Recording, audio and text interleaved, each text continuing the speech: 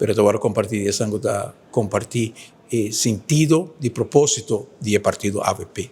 E dessa aí tem a pessoa de tur forma que está contribui na criar expectativa e visão e necessidade de nossa comunidade. E nesse sentido aí me tenho confiança que apesar que não está imã, pero me tenho confiança que é mesmo ingrediente, é mesmo sentido de compromisso, é sentido de apelação que está saindo fora do coração de nossa comunidade para o ordem servir, lotei também de essa que vai dirigir o partido para o futuro.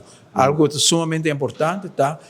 Que o partido AVP sempre está na cuna de sentimento de momento do país.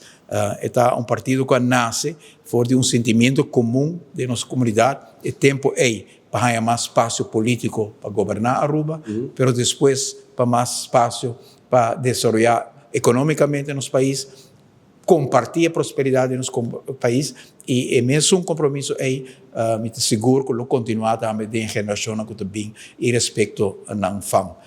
E pensei, me está aqui também com sentido também de tranquilidade para sobre me sentir com o qual Aruba tem mestre tá com o partido aqui na todo momento tem liderazgo e direção que carga e sentimento de momento e de qual futuro mestre. E agora vou fazer aqui 25 anos largo e agora aí vou servir geração e momento e é momento para algo que está mais sincronizado com o tempo aqui, está muito importante para botar equipe de relevo.